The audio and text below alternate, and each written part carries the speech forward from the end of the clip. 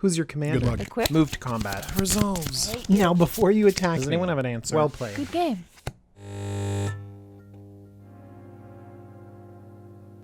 Hello everyone, my name is DJ, this is the Jumbo Commander YouTube channel, and there is more Commander Legends to talk about. I want to talk about this awesome Orzhov commander, Liesa Shroud of Dusk.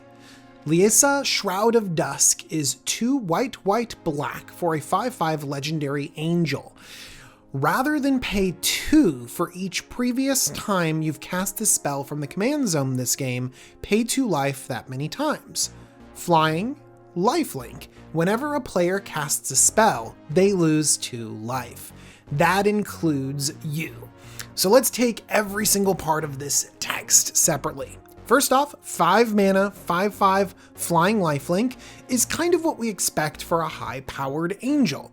I think the real power lies in that draining ability, kind of like Combal. It's this taxation effect. It's whenever a player casts a spell, they lose 2 life.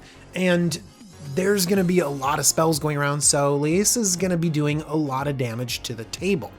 Now, this is a symmetrical effect, so we need to break that symmetry. And the way we do it? Life gain. We're going to be gaining so much life that this 2 loss of life is just going to be piddly.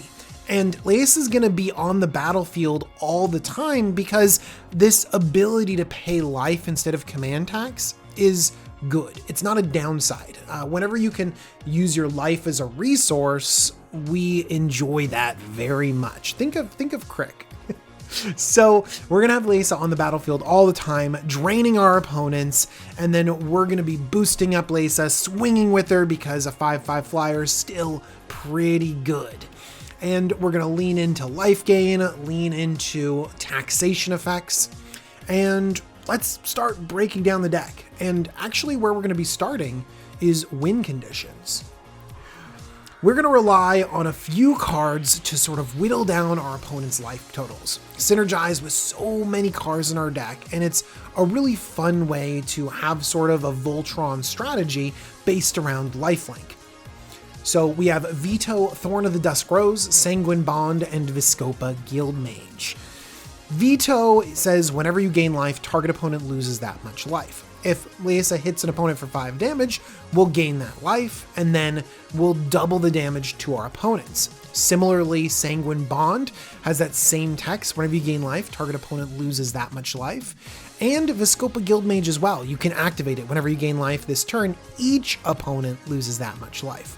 By the way, Viscopa Guildmage, you can activate multiple times. So you can sink 6 mana into this. Now, these next cards are similar, but they actually are a little bit nerfed because whenever you gain any amount of life, our opponents will just lose 1 life. So Marauding Blight Priest, Clifthaven Vampire, Epicure of Blood. If we're gaining a single life, then this is great. We're draining each opponent for 1 life. But if we gain huge chunks of life, like for our commander swinging, we're still only draining our opponent for 1 life. That's okay though, because we have a lot of individual instances of losing life. And another thing is that if we're looking to keep this deck pretty budget, these are all very budget cards coming in at under $1. Their power level is lower than the previous screen, so you might feel the need to cut some of these out if you want to up the power level. Speaking of which, there are some cards that win the game in these life gain strategies that could fit your deck or might not. For example, Aetherflux Reservoir. It's just a good card. If you get above 50 life, bam, you kill someone. Felidar Sovereign. If you get above 40 life, that's just where you start this game. You just win the game. And Exquisite Blood is so quick to combo with all of these others, you might really want it in this deck, or you might be hesitant to include such a famous combo that's going to put a target on your head. Another thing that I really encourage you to do is swap win conditions in and out. It's going to keep your deck fun and interesting no matter how many times you play it. Even though our commander's a great source of life gain with lifelink, we're not going to just rely on her to gain life. Authority of the Consul, Soul Warden, Soul's Attendant, all 3 of these cards do very similar things. They gain us little bits of life whenever creatures come into play, and that includes our opponent's creatures. With our win conditions hurting our opponents whenever we gain life, these creatures can really tax creature and token strategies. Sunscorched Regent, Shattered Angel, and Polluted Bonds. Sunscorched Regent is a phenomenal dragon, will gain us tons of life. Shattered Angel also will gain us 3 life whenever our opponent puts a land onto the battlefield, and it's really great to punish ramp strategies. I also wanted to throw in Polluted Bonds. It's not in the deck list because it's overpriced for what it does. But if you got one, it's very similar to Shattered Angel. 5 CMC, whenever a land comes into play under an opponent's control, that player loses 2 life and you gain 2 life. But for $23, no thank you. Blind Obedience fits our taxation theme by having our opponent's creatures and artifacts enter the battlefield tapped. It also has Extort, which is a great way to drain life from our opponents. Similar to Liesa, Kumbal is another spell taxation effect. Whenever opponents cast non-creature spells, Kumbal will drain them for 2 life. With Kumbal and Liesa on the battlefield at the same time, we'll have to pay close attention to which spells trigger which. And then I have Hushbringer on here because it could be a powerful effect if you're running a taxation strategy. It's a little dinky flyer with lifelink, that's something there, but a lot of our deck doesn't have any enter the battlefield effects. We are running a Gray Merchant, and that's going to be really sad if Hushbringer turns that off. And I mentioned some other effects like Soul Warden. You know, 1 mana 1/1 is not going to be very impressive in this deck. So if you want to go more in the taxation route, you can take the deck in this taxation Hushbringer direction, or you're like, ugh, I hate the Nombos, I'm not going to include it. Or maybe you tone down your own Enter the Battlefield effects. It's just another option for you to customize this deck. Next, we're going to have a few lesser known ways to gain life. We have Simulacrum and Tainted Sigil. The text on Simulacrum has been changed so much from its original that it doesn't really say the same thing anymore. It really says you gain life equal to the damage dealt to you this turn, and then Simulacrum deals damage to target creature you control equal to the damage that was dealt to you this turn.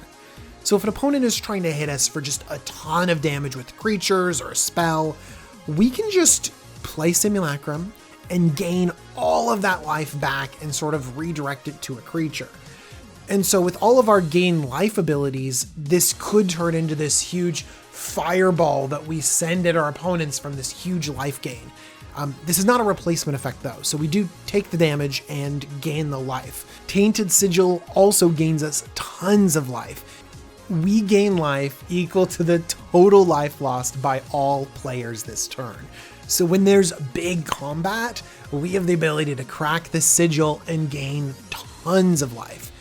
This one also mentions life lost, not damage. So that means that our commander tax can be regained through Tainted Sigil and other effects that don't work with Simulacrum. Just a quick side note, damage causes loss of life, but loss of life is not inherently damage. I know. Great game we got here. Okay, I want to talk a little bit about protection, because at its core, this is kind of a control deck. Whenever you're taxing your opponents, you're dealing little bits of damage at a time, you want the game to go long. Also, life gain strategies mean that our opponents are going to be very quick to attack us. They're like, oh, you gained 5 life, I'll attack you for 5. It's just easy for them. And we need to weaponize that life. So let's find ways to discourage them from attacking us. Revenge of Ravens. Whenever they attack us, we're going to drain them and we're going to gain a life. And by the way, gaining a life could be amplified. Like we gain a life and then it triggers something else and then it triggers something else. And so we could end up punishing them more than just losing one for attacking us. Mangara the Diplomat, if you attack us with a bunch, we're going to draw some cards. We can also funnel our opponents towards our other opponents with cards like Duelist Heritage. This is kind of a two-way card because Duelist Heritage can be put on our commander for huge smashing damage.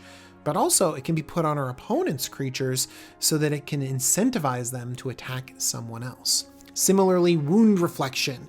At the beginning of each end step, each opponent loses life equal to the life they lost this turn. Wound Reflection also amps up all of our taxation effects, so they're punished even more for just doing the littlest thing.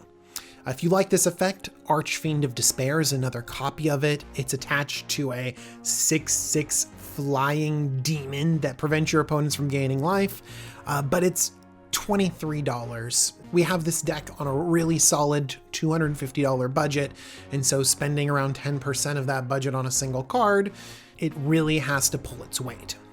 Now, we've also picked out tons of removal to help protect ourselves. So we have Snuff Out. It's a free Doomblade. Love it. Heliod's Intervention, a new staple for artifact and enchantment removal. That's also a huge life gain spell. Because if we have the right cards on the battlefield, gaining life could be this huge fireball effect that can win the game. Fumigate is also a great board wipe, but could also just win the game if we have the right things on the battlefield. Now, let's talk about life gain payoffs. This is other than the win conditions we've already described. There are tons of cards that synergize with gaining life. The first thing is Rock's Faithmender. Let's gain more life if we're gaining life. Okay, just kidding. Let's leverage our life into cards with Erebos, Greed, and Well of Lost Dreams. I love changing in life for more cards, and this deck has a ton of card draw in it, so there's always something to do. Another card which could fit in this category is Twilight Prophet. It does what we want, it draws cards, it drains our opponent, it feels like it matches, but it's $21. A little bit too much when this deck is already filled with so much card draw. Now, there are other cards that we can use to buff up our creatures and make them a little bit more powerful, specifically our commander. Hatred can potentially knock out a player. I love casting Hatred on our opponent's creatures as well. It's like no blocks, and they go to take damage, and you're like, hang on, I have an effect. So Hatred is well named too. You're just directing all that at one person. Remember, we're paying a bunch of life, but we might have the ability to turn that into more life gain. It's just such a fun card. One thing is that I've called out a bunch of cards that kind of go over our budget. Hatred is $25. It is on the reserve list, but honestly, it's an effect that we have no other replacement for. Like, it's just a crazy spell that turns life into people's death. So I think that it's a card that you might want to pick up if you like decks like this. Unspeakable Symbol is going to be a huge threat on the board. It's similar to Hatred, but we're paying 3 life for 1+1/+1 counter. So it's definitely not as good of a rate, but we're going to have so much life to spend on this. It's going to start hitting hard. And then Cradle Vitality, this is a ton of +1/+1 counters, because whenever we gain life, we just sink 2 mana and then boom, pump it onto a creature. You know, it has me thinking a little bit about Heliod's Suncrowned, which I don't have in this deck right now because, again, he's a little bit expensive because of the recent combo with Walking Ballista. Also, I think if people see Heliod, they're going to assume you have a Ballista in the deck. If you're trying to amp up the power level of this deck, Heliod and Walking Ballista could slot into this deck really, really nicely. Finally, we have our big life gain Haymakers. Witch of the Moors is a new life gain card from Jumpstart. At the end of turn, if we gain life, each opponent will have to sacrifice a creature, and we can return a creature from our graveyard to our hand. This is like a mini version of Shieldred the Whispering One, and having an Edict and Recursion like this over and over again can make it really hard for our opponents to keep up with our recursion. Speaking of recursion, Command the Dreadhorde is a huge reanimation spell. It lets us pay life for creatures and planeswalkers and puts them onto our battlefield. This can be potentially a Rise of the Dark Realms. And for us, we can pay the life and pick and choose exactly what we need, and it hits planeswalkers. I love it so much. There's also a combo with the Wanderer, so if you want some sort of cool combo in here, that could be something for you. Bolas's Citadel is one of the best things we can spend our life on. We're basically drawing cards and leveraging life at the same time whenever we play off the top of our deck. And by the way, that activated ability is not something you can forget about. I know Bolas's Citadel is powerful on its own, but just draining everyone for 10 when we're already taxing their life total with our commander is very great. So, how does this deck play? Well, it can be aggressive. We can get out there and start swinging with things, especially our commander. We really do want to turn our creatures sideways because the more we pressure our opponent's life total, the more the taxation effects mean to them, and they might have a hard time, playing spells. We're also going to have tons of ways to just gain life in little bits over and over and over again.